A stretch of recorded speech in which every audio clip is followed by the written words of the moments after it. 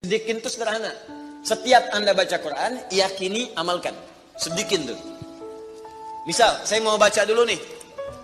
Saya pengen jadi orang ikhlas, baca Al-Ikhlas. Misal. Qul huwallahu ahad, Allahus samad, lam yalid wa lam yakul lahu.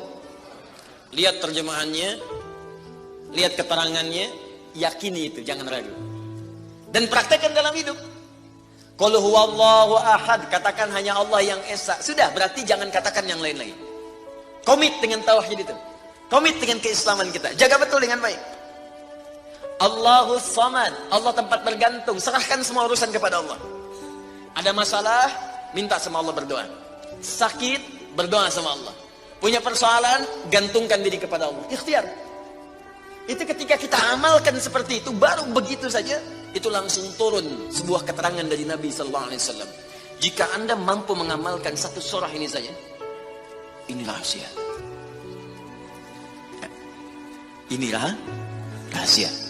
Ada seorang sahabat, hadisnya sahih, dikutip kemudian oleh Sayyid Qutb juga dalam kitabnya Al-Aqaid Al-Islamiyah.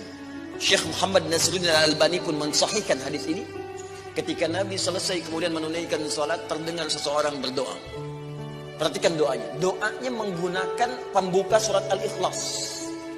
Saking yakinnya Siddiq dengan ayat ini, dan dia mengamalkan kandungan isi surahnya, dia membuka doanya dengan surah ini. Saking yakinnya dengan surah ini. Perhatikan kalimatnya.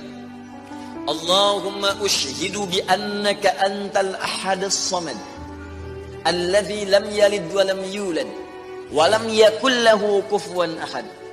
Allahumma inni as'aluka an taghfira liya. Hadisnya sahih.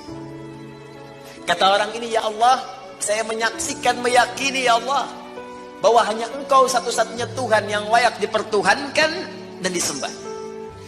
Aku meyakini bahwa satu-satunya Engkau adalah Tuhan yang menjadi tumpuan dalam setiap permohonan.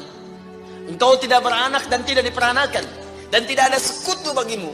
Aku nggak minta banyak ya Allah, aku hanya mohon ampuni dosa-dosaku. Begitu selesai kalimat itu diucapkan, terdengar oleh Nabi. Apa keterangan Nabinya? Perhatikan kalimatnya.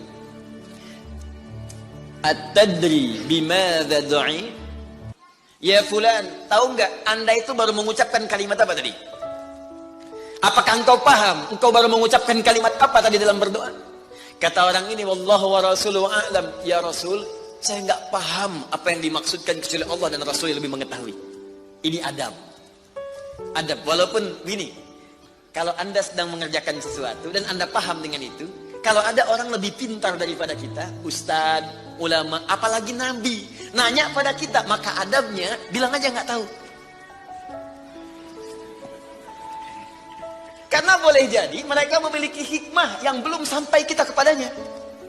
Kalau kita jawab, saya tahu ya Rasul, nggak akan nyampe kalimat nanti. Ya.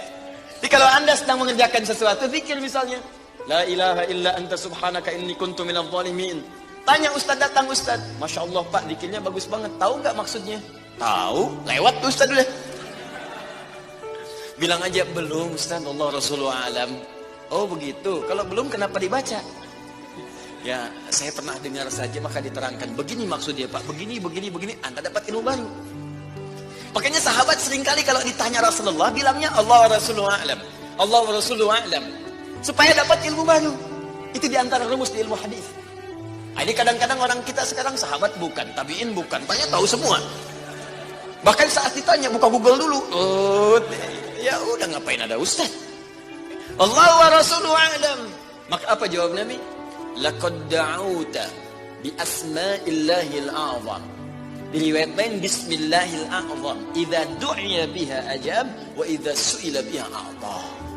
Tahukah Anda?